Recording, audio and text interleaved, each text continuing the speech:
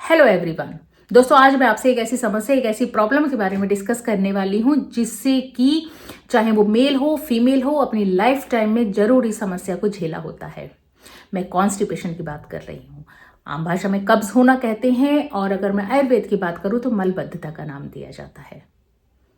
आप रोजमर्रा में कॉन्स्टिपेशन वर्ड या कब्ज की दिक्कत ये बहुत ज़्यादा फ्रीक्वेंटली सुनते होंगे, लेकिन क्या आप जानते हैं कि एक्चुअल में आप कॉन्स्टिपेशन को कॉन्स्टिपेशन कब मानेंगे, यानी कि इससे आप एक समस्या कब मानेंगे।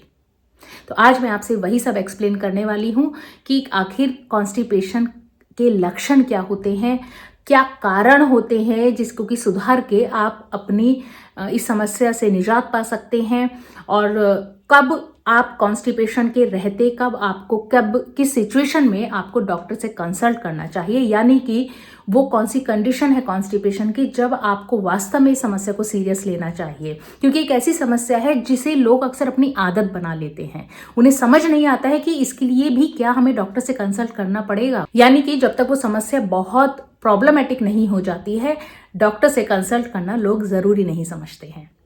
और अगर आप वास्तव में समस्या के बारे में डिटेल में जानना चाहते हैं तो मेरे साथ एंड तक बने रहिए।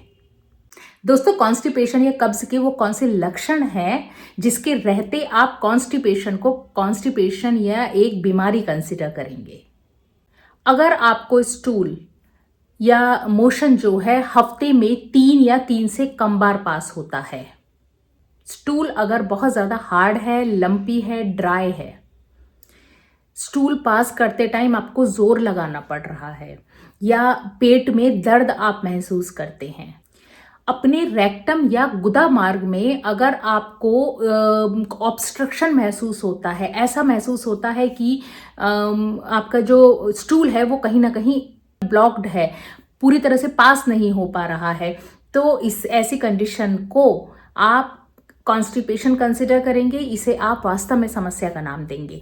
लेकिन एक लास्ट में एक और लक्षण जो कि जिसके रहते लोग अक्सर डिसाइड नहीं कर पाते हैं कि ये उन्हें कॉन्स्टिपेशन है, और वो लक्षण है इनकम्प्लीट इवैक्यूएशन का, यानी कि स्टूल पास करने के बाद में भी आपको ऐसा महसूस होता है कि आपको फिर दोबारा जाना है, या दिन में दो बार, 3 बार, 4 बार भी आप चले जाते हैं, लेकिन फिर भी आपको एक कंप्लीटनेस की फीलिंग नहीं आती है, यानी कि आपको ऐसा लगता है कि आपको बार बार वॉशरूम यूज करना है। तो इस कंडीशन को भी आप कॉन्स्टिपेशन ही कंसिडर करेंगे, क्योंकि मैं रोजमर्रा में देखती हूँ फीमेल्स इस तरह की कंडीशन अपनी बताती तो हैं, लेकिन वो इसे कॉन्स्टिपेशन का नाम नहीं देती हैं। वो बस इतना कहती हैं कि बस मुझे बार बार जाना पड़ता है, मुझे ऐसा लगता है कि अभी पूरी तरह से मोशन मेरे पास नहीं हुए हैं। तो ये वो लक्षण है जिसके चलते आपको कॉन्स्टिपेशन को अपनी एक समस्या कंसिडर करना पड़ेगा। अब हम बात करते हैं इसके बहुत ज़रूरी पार्ट की, यानी कि इसके कारणों की।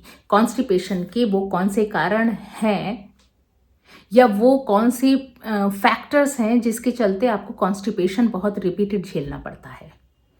तो देखिए, जो बहुत ज़रूरी, बहुत मेन कारण जो हम कंसिडर करते हैं वो है लाइफस्टाइल डिसऑर्डर, यानी कि लाइफस्टाइल से रिलेटेड जो कारण होते हैं।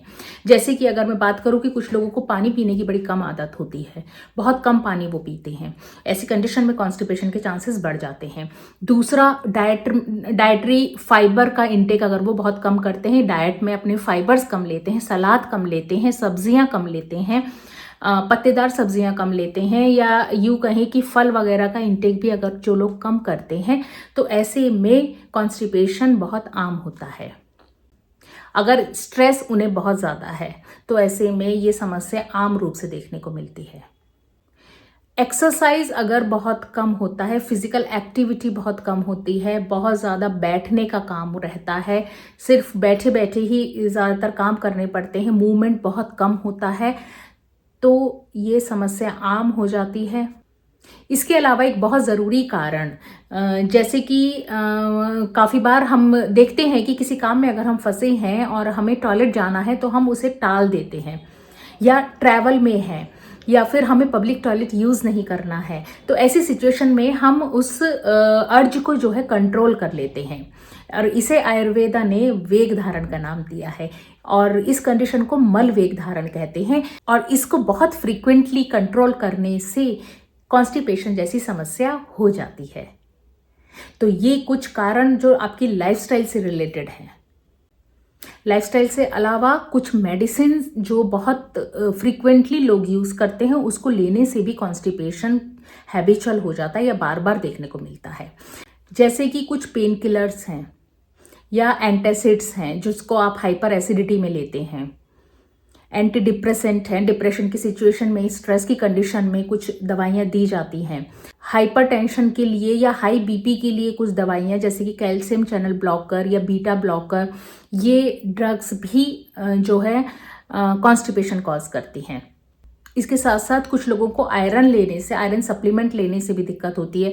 एक तो ये अक्सर देखा जाता है प्रेगनेंसी में, प्रेग्नेंट लेडीज जो हैं उन्हें नॉर्मली हार्मोनल इन्फ्लुएंस की वजह से एक तो ये दिक्कत बनी रहती है कॉन्स्टिपेशन की, और इसके साथ साथ वो अगर आयरन इनटेक करती हैं या आयरन बहुत सप्लीमेंट्स लेती हैं, वो तो नॉर्मली दिया ही जाता है, तो ऐसे में वो कॉन्स्टिपेशन की कंडीशन और ज़्यादा बढ़ जाती है। इवन कुछ जो वॉमिटिंग वगैरह में दी जाती हैं कुछ दवाइयाँ, वो इवन प्रेगनेंसी में भी प्रिस्क्राइब की जाती हैं गायनेक द्वारा, तो ऐसी कंडीशन में भी उन्हें कॉन्स्टिपेशन की समस्या बहुत ज़्यादा बढ़ जाती है। इसके साथ साथ कुछ दवाइयाँ जो आप कोल्ड वगैरह में लेते हैं, एंटीहिस्टामिन जो होती हैं, वो भी कॉन्स्टिपेशन के एक बड़ा कारण बनती हैं। तो ये कुछ मेडिसिन्स हैं जिसको अगर आपको लगता है कि आपको बहुत फ्रीक्वेंटली कॉन्स्टिपेशन होता है तो थोड़ा सा इस तरफ भी आप गौर कर सकते हैं। कुछ मेडिकल कंडीशंस भी होती हैं जो कि वजह बनती है कॉन्स्टिपेशन का, जैसे कि कुछ एंडोक्राइनल या हार्मोनल इश्यूज होते हैं, जैसे कि अंडर एक्टिव थायराइड है जिसको हाइपोथायराइडिज्म बोला जाता है। ऐसी सिचुएशन में भी कॉन्स्टिपेशन आम रूप से देखने को मिलता है।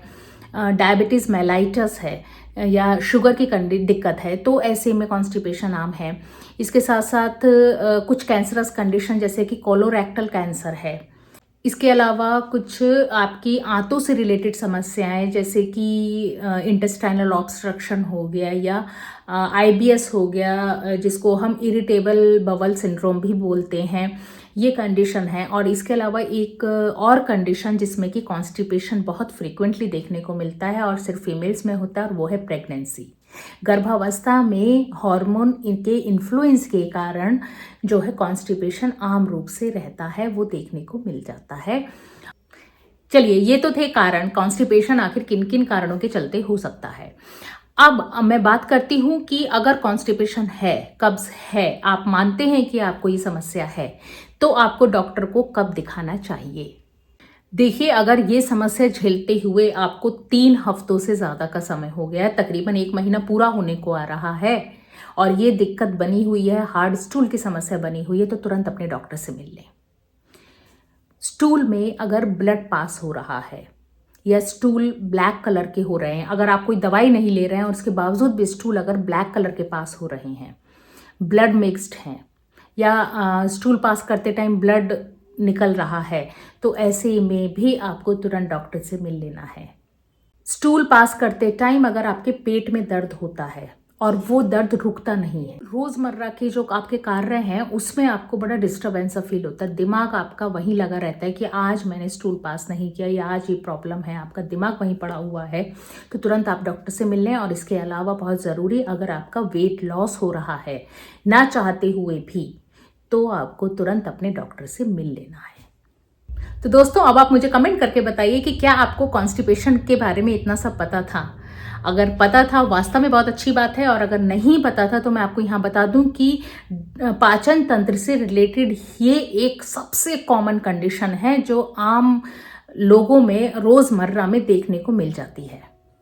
और मैं अक्सर अपने मैक्सिमम वीडियोस में यही कहती हूँ कि डाइजेस्टिव इश्यूज का ठीक होना बहुत ज़रूरी है, बिकॉज डाइजेशन अगर आपका सही है तो आप समझिए कि 80% 90% बीमारी आपको नहीं लग सकती है। लेकिन अगर आपको डाइजेशन से रिलेटेड समस्या है तो बाकी और समस्याएं ऑटोमेटिकली धीरे धीरे घर कर लेती हैं।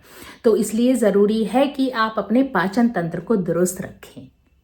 अगर आपको ये वीडियो कहीं ना कहीं इन्फॉर्मेटिव लगा है तो अपनों के साथ शेयर कर लीजिए, वीडियो को लाइक कर लीजिए, चैनल पर यदि नए हैं तो सब्सक्राइब कर लीजिए। और ऐसी ही इंपॉर्टेंट इन्फॉर्मेशन के साथ में मिलते हैं हम नेक्स्ट वीडियो में। तब तक के लिए stay healthy, stay happy, take care, bye bye.